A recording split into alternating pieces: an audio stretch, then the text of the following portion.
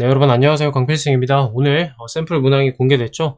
서류 적부 결과가 나오니까 이제 좀 실감이 나실 겁니다. 일주일가량 남았는데요.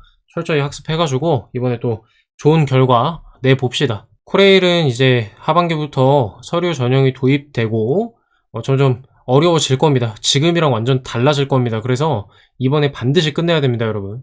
안 그러면은 이번에 떨어졌다. 하반기 때 중반기라고 해야겠죠. 예, 서울교통공사 적부일 때 그때 꼭 들어가셔야 됩니다. 하반기까지 끌고 가시면 굉장히 이제 철도 취업도 어려워질 수 있다는 거 미리 말씀드리면서 시작하도록 하겠습니다. 자, 여러분들이 샘플 문항 정답 맞췄다 그러고 기뻐하고 끝낼 게 아닙니다. 샘플 문항 쉽잖아요, 솔직히. 이거를 보면서 여러분들이 여러 가지 생각이 들 텐데 그걸 제가 오늘 좀 시원하게 해결을 해 드리려고 합니다. 일단은 첫 번째, 샘플에 있는 유형이 그대로 나올 것인가 고민이 많이 되시죠. 의사소통은 순서 배열이랑 사자성어가 나왔고요. 수리는 응용 수리랑 자료 해석이 나왔고, 문제 해결은 참거짓, 추리하는 문제랑 모듈형, 워크북 개념이 하나가 나왔습니다. 근데 여러분 이게요, NCS 내에서 충분히 나올 수 있는 유형입니다. 지금까지 제 유튜브 봐보신 분들은 아시겠지만 코레일 샘플 문화 이거 말고도 제가 다 풀었잖아요. 거기 보면은 거기에 꼭 순서 배열 사자성어 이런 게 있는 게 아니에요. 다양한 유형이 들어가 있거든요. 이게 무슨 말이냐면 NCS 의사소통 능력 보면은 문서 이해 능력이 있거든요. 거기에 순서 배열이랑 사자성어가 포함이 되어 있는 거고, 수리 같은 경우엔 기초 연산이랑 도표 분석 능력이 있어요. 하위 능력으로. 거기에 응용 수리랑 자료 해석이 또 들어가는 거고, 문제 해결은 사고력이랑 문제 처리 능력이 있거든요. 그렇게 두 개가 있는데 사고력 하나, 그 다음에 분석적 사고, 전략적 사고, 이 모듈형이라고 하죠. 워크북에 나와 있는 개념으로 문제를 냈던 거예요. 고객 만족을 위해 취해야 될 전략이요. 여러분은 그게 겁나 쉽네 이러고 풀고 넘어가셨겠지만 샘플 문항을 볼 때 이런 생각을 하셔야 됩니다. 결국에는 그러면 이제 워크북 모듈형이 나올 수도 있는 건가? 이런 생각까지 하실 수 있어야 된다는 거예요. 샘플 보면서. 근데 어찌됐든 간에 이거는 특별히 뭐 유형이 바뀌고 이런 게 아니라 결국에 원래 NCS 안에서 나올 수 있는 문제 유형들이었다, 이렇게 판단하시면 되겠습니다. 그래서 제가 하고 싶은 말은 뭐냐면 이거거든요. 얘네가 나올 수도 있고 안 나올 수도 있어요. 왜? 샘플 문항은 원래 여지껏 그려왔습니다. 여지껏 NCS에서 나올 수 있는 문제 유형들을 가져다가 샘플에 넣어놓고 그게 시험에 출제가 안 되기도 했다고요. 반대로 여기서 다루지 않은 문제 처리 능력이 시험에 나올 수도 있는 거고요. 무슨 말인지 아시겠죠? 그게 지금 여기 써놓은 건데 조건을 이해해서 풀이하는 문제가 문제 처리 능력에 들어간단 말이에요. 아래 보면 이게 2018년 하반기 샘플이 제가 가져온 건데 유튜브에 있으니까 보시면 돼요, 나중에. 요런 거죠. 이제 자료를 참고할 때 가장 저렴한 가격에 소모품을 구입할 수 있는 곳은 어디냐, 조건을 분석해가지고 이 문제를 처리하는 거잖아요. 가장 싸게 소모품을 구매한다는 문제를 처리하는 문제죠. 그래서 이런 거 계산해가지고 정답 고르는 거잖아요. 이게 이번에 샘플에 안 떴다고 해서 시험에 이런 게 안 나오냐, 그런 게 아니다 라는 거를 알고 계셔야 됩니다. 즉 샘플은 그냥 문제 보는 거예요. 그냥 이런 NCS 문제가 있구나 라고 생각을 하셔야 되지, 이게 나온다 안 나온다 이렇게 고민하고 계실 게 아닙니다.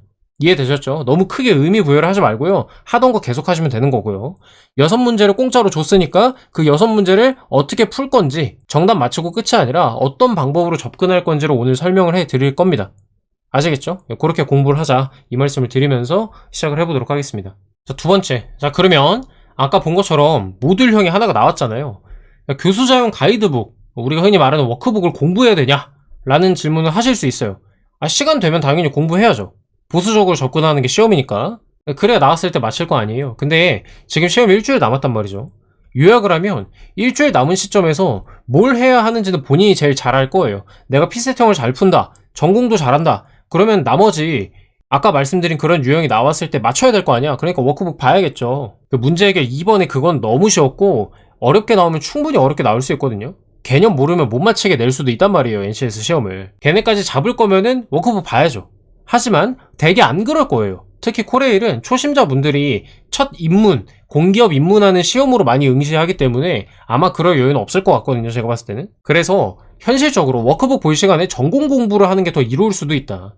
우리가 전공을 까먹으면 안 돼요. NCS 뿐만 아니라 전공도 우리가 똑같은 배점으로 들어가지 않습니까? 본인이 잘 그건 생각해서 결정을 하시는 거고요. 한국사회능력개발원이 이번에 이제 대행사를 맡았단 말이에요. 얘네가 2019년 서울교통공사의 출제사였는데 이때 모듈형이 진짜 많이 나왔어요. 의사소통, 수리, 문제해결, 자원관리, 이렇게 피셋형이 원래 많이 나오는 영역에서도 모듈형이 대거 출제가 됐었거든요. 그 수리도 8개 중에서 응용수리가 5개인가 나오고 자료 해석이 3개 나왔고 자료 해석 엄청 쉽게 나오고 뭐 그런 식으로 됐었단 말이에요. 그러니까 어떻게 될지 모른다고 말씀드리는 건데, 코레일이 휴노랑 인크루트 지금까지 쭉 거쳐오면서 한결같이 핏셋형 기본에다가 어휘, 응용수리, 참거짓을 한두 개씩 섞어가지고 냈었어요. 근데 또 항상 그랬던 건 아니에요. 제 필기특강 지금 수강하고 계신 분들은 아시겠지만 언제 기출 복원이다 이렇게 써놨잖아요. 걔네 유형을 보시면 알 거예요. 비중이 그렇게 높지 않다는 것을. 어쨌든 그런 식으로 나왔지, 얘네는 사실 워크북을 보지 않고 지문을 보고 풀어낼 수 있는 문제들이잖아요. 여지껏 워크북 개념이 나온 적은 아직은 없단 말이에요. 그런 점을 감안했을 때 저라면 전공에 좀 더 시간을 투자하는 게 옳지 않을까, 적절하지 않을까, 전략적으로 그게 좀 높은 점수를 받는데 도움이 되지 않을까, 이렇게 조심스럽게 말씀을 드려봅니다. 저도 시험이 어떻게 나올지 몰라요. 한국사회능력개발원이 이번에 약 빨고 그냥 모듈형으로 다 낼 수도 있어요. 근데 코레일은 지금까지 그런 경향을 잘 안 보여왔으니까 아무래도 이쪽 요런 형태로 나오지 않을까라고 저도 추측을 하는 것이지, 올해 어떻게 될지는 아무도 모릅니다. 그러니 내가 누구 말 듣지 말고 후회하지 않을 선택을 하세요. 필셋형에 자신 있다 그러면 워크북 마저 보시고, 전공 자신 없다 그러면 전공 보시고, 그거는 본인이 잘 냉정하게 생각하고 결정해 보시기 바랍니다. 자, 그리고 이거는 문의가 많아가지고 샘플 문항 분석 영상을 제일 많이 보실 것 같아서 짤막하게 설명하고 넘어갈게요. 저희 4월 9일 화요일에 그 필기 1차 발표가 나오죠. 가점 뭐 제출하고 막 이런 거 하잖아요. 그때 오픈할 겁니다. 오픈할 거고, 15일에 그 최종 발표일이 나오잖아요. 최종 발표가 이때 되는데, 제가 알기로는 아마 이때 이제 가점 제출 대상자가 15일에 거의 합격하는 걸로 알고 있거든요. 그래서 그냥 일찍 열라고 합니다. 일주일도 시간이 굉장히 소중하기 때문에. 다만 이제 정원 안 차면 언제든지 들어올 수 있으니까 나 이때 들어오기가 좀 부담스럽다 하면 15일에 들어오셔도 상관없어요. 이거는 제가 4월 6일에 여러분들 필기 보고 나올 때 바로 영상 보실 수 있게 면접 홍보 영상 올릴 거거든요. 그때 좀 더 참고해 주시면 될 것 같고요. 이게 제일 중요한데, 내가 만약에 필기를 탈락했으면 좌절하고 막 그럴 게 아니고 바로 이제 서울교통공사, 특히 철도분들이죠. 철도분들이니까 서울교통공사 준비하라고 얘기하는 거고요. 서울교통공사는 필기 특강을 제가 5월 말에서 6월 초에 열 거예요. 공고 뜨기 전에. 원래는 항상 공고 뜨고 열었거든요. 뭐 시험 유형이 바뀔 수 있다 이런 나름의 생각 때문에 그렇게 했는데, 그냥 올해부터는 바로바로 열려고 합니다. 준비되자마자 바로 열어가지고 여러분들 공부하실 수 있도록 만들 거고요. 자, 그럼 2달 시간이 뜨잖아. 그럼 뭐 해야 되냐, 이게 물어보실 수도 있는데, 아시다시피 제 유튜브에 500에서 600문항 정도가 무료로 공개가 되어 있습니다. 그래서 민간경력자 채용 피셋, 수자원공사 기출, 응용수리 이런 것들 있는 거 없는 거 그냥 다 푸세요. 제 유튜브에 있는 내용들 풀면 도움 되게 많이 되거든요. 유튜브만 보고도 합격하신 분들이 나올 정도로 잘 만들어 놨으니까 그렇게 하시고, NCS 교수자용 워크북 있죠? 서울교통공사는 모듈형이 나오잖아요. 그러니까 얘네도 미리미리 공부 시작하시라, 이 말씀을 드립니다. 자, 이제 샘플 문항 풀어보도록 하겠습니다. 이번에 좀 재미없었어요. 원래 답을 안 주는데 이번에 빨간색으로 표시해서 줬더라고요. 그래도 잘 풀어봅시다. 자, 가에서 마가 이어질 때 적절한 순서를 고르라고 하는데요. 일단 보면요, 이 문장이 짧아요. 짧은 것들이 굉장히 어렵습니다. 원래도 되게 어렵거든요. 한번 잘 풀어볼게요. 혈압이란 혈액이 혈관 밖에 가해지는 힘을 뜻합니다. 혈압을 읽을 때는 수축기 혈압, 확장기 혈압으로 나눠서 읽는다. 수축기는 이렇다, 확장기는 이렇다. 여러 차례에 걸쳐서 측정한 혈압의 평균치가 이상 혹은 확장기 이상이며 이를 고혈압이라고 한대요. 이 중에서 특별한 원인 질환이 발견되지 않는 고혈압을 본태성 고혈압이라고 한다라고 시작을 합니다. 그래서 이 지문의 핵심은 본태성 고혈압이라는 걸 우리가 알 수가 있어요.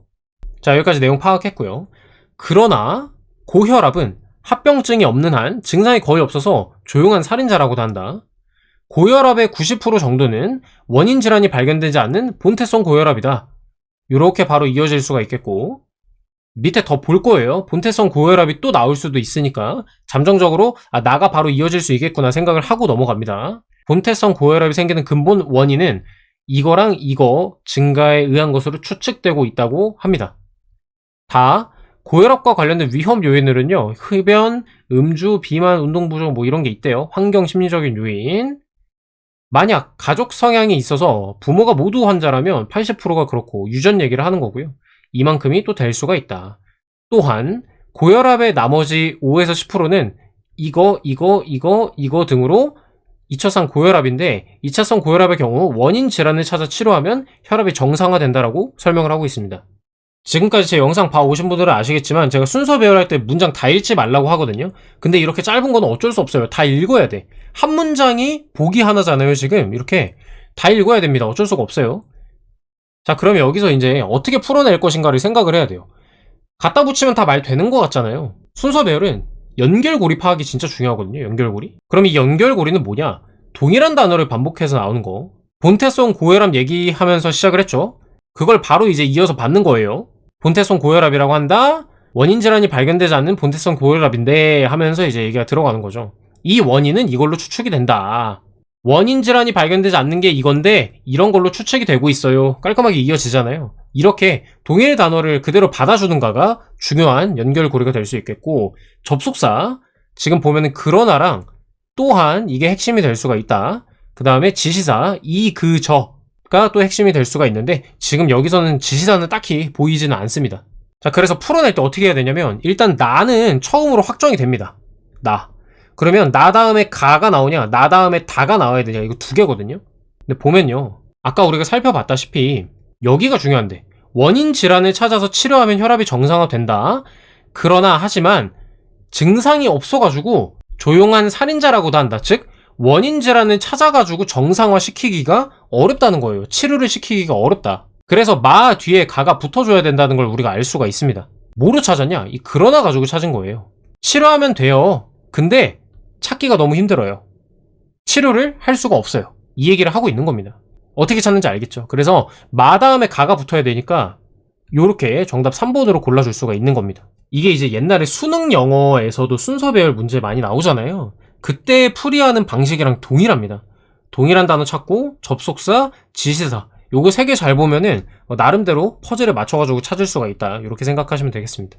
자, 2번입니다. 언즉시야의 뜻으로 가장 적절한 걸 물어보고 있는데요. 말씀 언자 들어가 있잖아요. 1번 이렇게 골라주시면 됩니다. 말하는 것. 나머지는 말 얘기가 아예 안 나와요. 여러분들이 사자성어 공부해야 되냐라고 많이 물어보시거든요. 근데 이제 저는 지금처럼 그냥 아는 한자 나오면 끼워 맞추고 빨리 넘어가라 이렇게 말씀을 드립니다.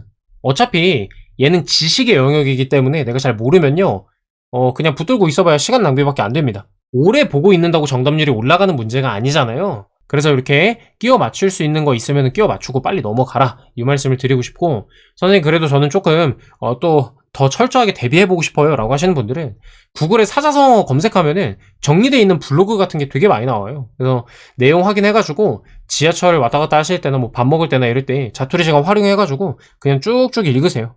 눈에 한 번이라도 익혀두면 그게 도움이 되는 거니까 그렇게 하시면 될 것 같고요. 자, 어쨌든 얘네는 제가 찾아놨어요. 예, 한번 보고 나온 김에 외웁시다. 나온 김에. 만약에 시험에서 얘네 나오면 맞춰야 될 거 아니에요. 그래도 봤으니까 지금 잘 외워두시면 되겠습니다.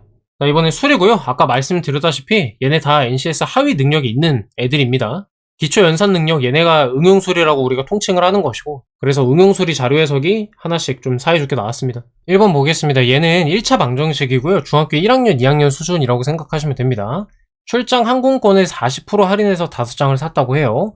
항공권 1매의 정가를 구하라고 나와 있습니다. 그러면 일단 기본적으로 정가를 X라고 두고요. 우리가 40% 할인했다 이런 걸 보면은 바로 머릿속에서 0.6X 이렇게 환산이 되셔야 돼요. 60% 가격에 구매를 한 거잖아요. 요거를 5장을 샀다고 해요. 출발 1일 전까지 30%, 당일에는 40%의 환불 수수료가 발생한다. 즉 요거는 70%만 돌려주고요. 얘는 60%만 돌려준다 이 얘기죠. 5일 전에 구매했어. 요거는 중요한 정보 아니고 이틀 전에 취소를 했대요. 세매를. 그 다음에 88,200원을 돌려받았다는 겁니다. 그러면 우리 해당되는 조건이 요겁니다. 1일 전까지 30% 떼었잖아요. 요거를 이제 기준으로 문제를 풀어보자고. 자, 원래 정가가 X였어요. 근데 이걸 0.6X에 샀죠? 근데 이제 수수료 떼이니까 이 0.6X에다가 0.7을 곱해줘야 된다. 이렇게 보시면 되는 거예요. 60%에 샀다가 30% 떼어가지고 70%만 돌려받았잖아요. 그러니까 한 장당 돌려받은 게 0.42X가 되는 겁니다. 이해되시죠? 세매가 88,200원이었으니까 요거를 3으로 나눠주면은 계산해보세요. 29,400원 나오거든요. 결국에 이제 29,400원 똑같다고 놓고 푸시면 됩니다. 빨리 풀어볼게요. 요게 이제 100분의 42죠? 양변에다가 42분의 100 곱해주면 끝나겠죠? 7 곱하면 7, 24, 7, 4, 28 해가지고 29,400원 나옵니다. 그래서 정답 3번으로 고를 수가 있는 거죠. 어떻게 하는지 아시겠죠? 60%에 구매를 했어요. 돌려받을 때 70%밖에 못 돌려받아 지금. 얘네 두 개로 곱해가지고 0.42x 이게 한 장 가격이다. 지금 3매 88,200원 돌려받았으니까 한 장당 가격이 요거다. 얘네 두 개 똑같다고 놓고 풀면 되고요. 하나 더 알려드릴게요. 함정에 빠질 수 있는 게 만약에 이게 정가가 아니라 할인가 얼마냐, 뭐 처음 구매한 가격이 얼마냐 이렇게 물어볼 수도 있어. 그러면은 여기에다가 0.6을 또 곱해가지고 정답이 이제 42,000원이다 이렇게 고르실 수도 있어야 됩니다. 문제에서 요구하는 게 뭔지를 잘 파악을 하셔서 풀어내셔야 된다. 요 말씀을 드리고 싶네요. 2번입니다. 요거는 너무 쉬운데 일단 문제가 좀 깔끔하진 않습니다. 풀면서 설명을 해볼게요. 지역별 신재생 에너지 산업의 사업체 수예요. 사업체 개수만 얘기하고 있는 거고요. 적절한 거, 가장 적절한 걸 고르라고 합니다. 사업체 수가 나와 있고 개 퍼센트, 이 비중이 퍼센트고 합계 개수다 이렇게 얘기를 하고 있습니다. 전체 나와 있고요. 나머지 지역별로 쭉 나와 있어요. 여기까지 파악을 했고, 자 일단 보기를 좀 보자고. 1번 발전열 공급업 사업체가 신재생 에너지 산업에서 가장 많은 비중을 차지하고 있다 라고 하는데, 일단 올라가서 보면요, 발전열 공급업이 전체 이만큼 중에 이만큼을 차지해요. 압도적이잖아. 정답이죠. 맞는데 여러분들이 헷갈릴 만한 파트가 어디냐면 여기거든요. 신재생 에너지 산업에서 가장 많은 비중이다. 선생님, 사업체 개수가 산업에서 가장 많은 비중을 차지하고 있다라고 얘기를 할 수 있나요? 산업에서의 비중은 생산량을 봐야 되는 거 아니에요? 이렇게도 생각하실 수가 있어요. 맞죠? 헷갈릴만 해요. 그러면 일단 세모치고 딴 거를 먼저 보자고요. 자, 신재생 에너지를 통해 가장 많은 전력을 발생시키는 지역은 전북이다라고 하는데, 전북이 지금 사업체 수가 제일 많거든요. 근데 전력량은 우리가 알 수가 없어요. 제가 사업체 수 계속 강조하는 이유 알겠죠? 만약에 여기 주석으로 뭐 달려있어. 사업체마다 발생시키는, 생산하는 게 더 낫겠다. 생산하는 전력량은 동일하다. 이런 게 이 조건에 달려있었으면, 그러면 그거는 이제 맞는 얘기가 되겠지. 개수가 제일 많은 게 생산량도 제일 많을 거니까요. 근데 그런 조건이 없잖아요, 지금. 그렇기 때문에 얘는 알 수가 없다라는 얘기입니다. 3번. 신재생 에너지 산업은 전국적으로 균일하게 분포가 되어 있다. 이 보기를 통해서 정답이 1번인 걸 더더욱 알 수가 있어요. 왜? 얘네가 말하는 신재생 에너지 산업이라는 게 사업체 숫자를 말하는 거구나. 이렇게 알 수가 있는 거잖아요. 같은 관점에서 보기 두 개를 썼기 때문에 1번이 정답이 되는 겁니다. 이 문제를 보는 관점이 산업이 곧 사업체 수구나 라고 생각을 한다는 거죠. 그 의도로 출제자가 낸 것 같아요. 근데 보면은 전국적으로 고르게 분포가 돼 있나요? 분포는 이제 천차만별이죠. 여기 충남 요 라인이 많고 나머지는 지금 막 0점대도 있잖아요. 그렇기 때문에 균일하다라고 보기는 어렵다. 같은 논리로 발전열 공급업의 부가가치 생산액이 가장 높다라고 말하기는 어렵고요. 5번 확대될 거다? 모르죠. 이거는 추측할 수가 없는 부분이었습니다. 그래서 정답 헷갈렸지만 1번으로 고를 수가 있었습니다.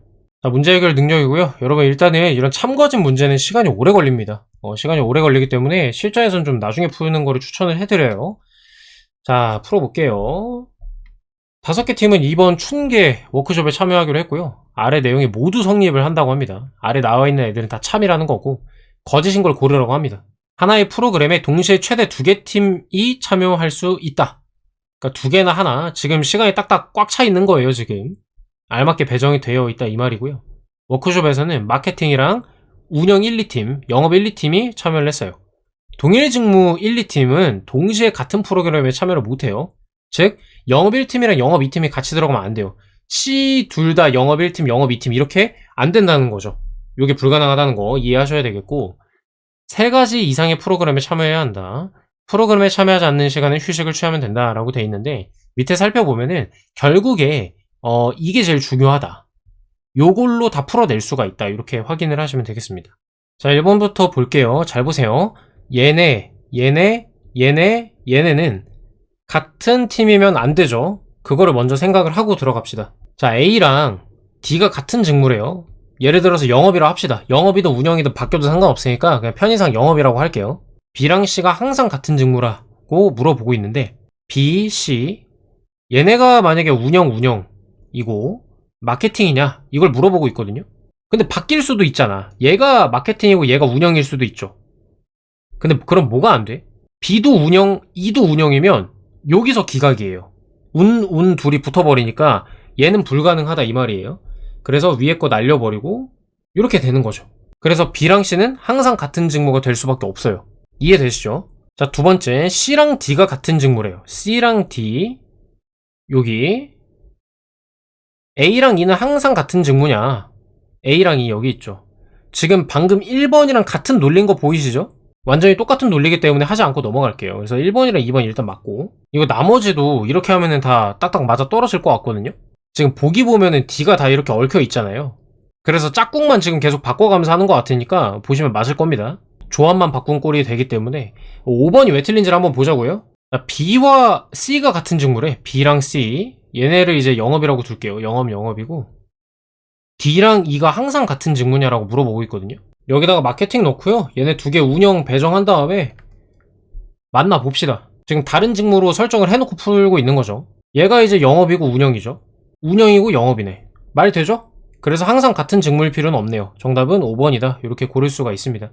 보면은 1번부터 4번이 D 껴놓고 나머지 A, B, C, E만 계속 셔플하는 꼴이기 때문에 논리 구조는 똑같습니다. 근데 이게 시험장에서 금방 보이겠냐고요, 여러분. 그게 쉽지가 않으니까 제일 나중에 풀라고 말씀을 드리는 겁니다. 마지막 문제입니다. 도출한 해결안으로 적절하지 않은 것은 이게 이제 전략적 사고, 분석적 사고 문제로 보실 수가 있겠고요.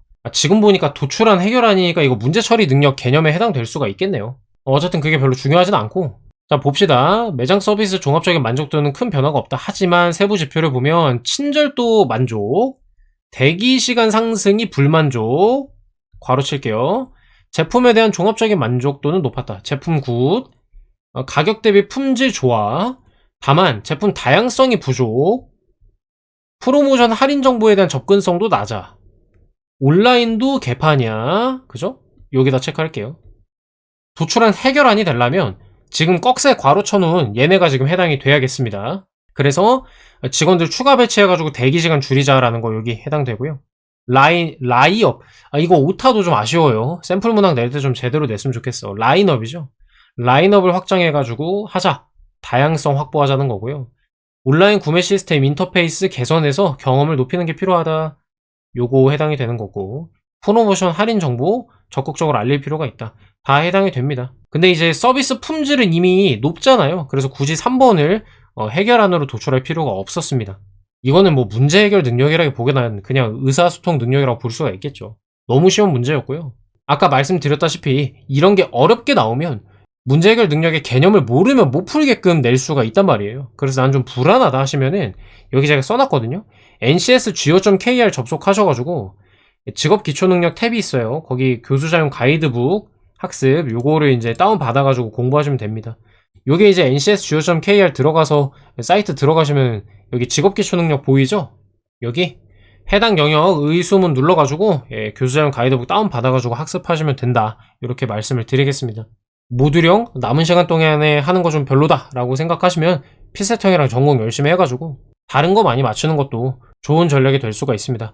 아까 처음에 말씀드린 바와 같이 본인의 수준에서 냉정하게 평가해가지고 나한테 지금 필요한 공부가 뭔지 생각해서 진행하시면 되겠습니다. 자, 이제 일주일 남았네요. 일주일 남았고 필기특강 일주일 충분히 학습할 수 있는 시간이니까 참여하실 분들은 참여하세요. 제가 오른쪽에 유튜브에 홍보 영상 있으니까요. 들어오시면 되겠고요. 아래 링크도 제가 걸어 놓겠습니다. 필기에서 제가 할 수 있는 거는 이제 다 했고요. 저희는 이제 또 면접특강 준비하러 가보도록 하겠습니다. 여러분의 건승을 기원하겠습니다. 4월 6일에 면접특강 홍보 영상으로 다시 뵙도록 하겠습니다.